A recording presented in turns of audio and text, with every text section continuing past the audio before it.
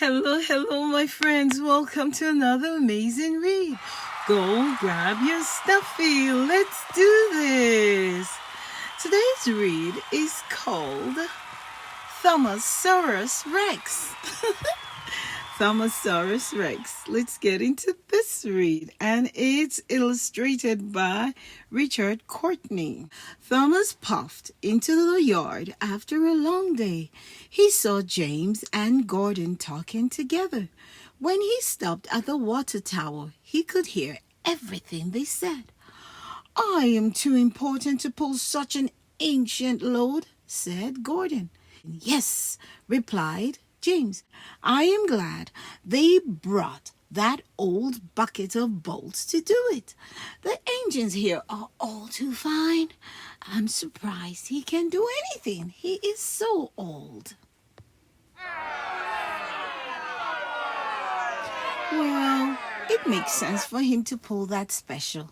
The fossils deserve each other," said James. Both of the engines laughed. "Whoa, I think that's a little bit mean." Thomas wondered what they were talking about. Percy was waiting when Thomas got to the shed. "Did you see Stepney?" asked Percy. "Did you see what his special is?" "No, but I heard Gordon and James talking about it," answered Thomas. "They said it was a lot of old junk." "I think it's kind of neat," said Percy. "Don't let them hear you say that," said Thomas. "They'll tease you too." Aww. Thomas liked Stepney. Stepney was one of the oldest engines on the whole island of Sodor. He had seen a lot and heard interesting stories to tell. Thomas' favorite story was about Sir Topham Hatt as a little boy. One beautiful day, little Topham Hatt was out for a carriage ride with his grandfather. The horse was dashing through the countryside. Grandfather Hatt saw a rut in the road, but it was too late to swerve. Crack! The carriage's axle was broken, and the horse ran off. Luckily, no one was hurt, but they were a long way from home. Just then, Stepney, a brand new engine, came chugging by. He was pulling a load of coal, so he didn't have any passengers' coaches. There was only one thing to do. Topham Hatt and his grandfather crawled up on top of the pile of coal, and off they went. When they got to town, little Topham Hatt was covered head to toe in coal dust. He was very dirty, and so was grandfather, so mother couldn't be cross. They both laughed and even had their picture taken. Thomas always liked that story, and Percy liked it too. It made them laugh to think that Sir Topham Hatt was ever that dirty. The next morning, Thomas went looking for Stepney. "Good morning, sir," said Thomas politely. "Well, hello, Thomas," said Stepney with a smile. "What do you think of my special?" Thomas looked at the rock with some bones in it and at the old chest. He didn't want to hurt Stepney's feelings. "It sure looks old," he stammered. "It's the oldest thing I have ever pulled. It makes me feel young. The chest is full of gems from Rolf's castle in the days of knights," laughed Stepney. "This fossil is from the age of dinosaurs. It is going to be part of the museum fair at Tidmouth, and so am I, because I am so old," he added proudly. Thomas thought the thing seemed pretty interesting, but he remembered Gordon and James saying they were junk. Hey, that's not junk. What do you think, my friends?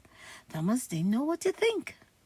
Just then, Sir Topham Hatt came to see the engines. "Stepney and his special must go to Tidmouth for the museum show, but the hill to Tidmouth may be too steep for Stepney with that valuable special, so someone will need to help push from behind," he said. "Push? I would not push a special made of solid gold," said Gordon, "let alone that pile of old junk. I only pull specials and important ones at that. I don't think we should have to push that special, sir, said James. Thomas did not want the others to tease him, but he saw that Stepney looked sad, that no one wanted to help him. I will push Stepney's special, he quietly volunteered. Thank you, Thomas. I appreciate it when angels prove that they are really useful, said Sir Topham Hatt, and then he gave Gordon a stern look. Gordon puffed, and James gave a cheeky chuckle. Better him than hers, he said. Whoa. Thomas pushed the special out of the yard. He heard Thomas call out, "Don't let them mistake you for that old junk and send you to the scrap yard." All the way to Tidmouth, Thomas worried about what everyone would say about his old special. He knew the children liked him, but would they think he was just an old fossil when he arrived with this old junk? I don't know. When they arrived at Tidmouth, there were already lots of interesting things to see. There was a butterfly tent, a petting zoo, and a frog exhibit. Thomas helped Stepney onto a special siding that allowed everyone to see the fossil and chest close up, but no one seemed to notice. They were there. And then Thomas heard one little boy shout with delight, "Look over there, it's Thomas! And he brought a dinosaur!" Soon, Thomas and Stepney were surrounded. Cool! Whoa! Look at that!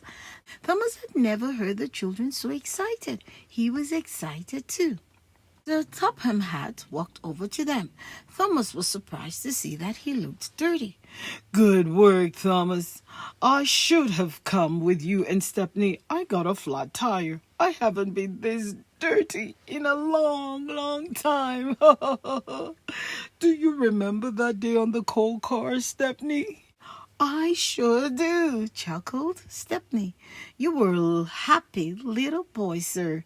Just like these children, they will never forget this day. And neither will I, added Sir Topham Hatt. Just then, a man with a camera walked up. He said, "Everyone smile and say, steamy!" Flash! The end. Wow. Such a beautiful read. Wow. Thank you so very much, my friends, for joining me for this read, Thomas Saurus Rex. Until the next time, it's amazing, you, my friends.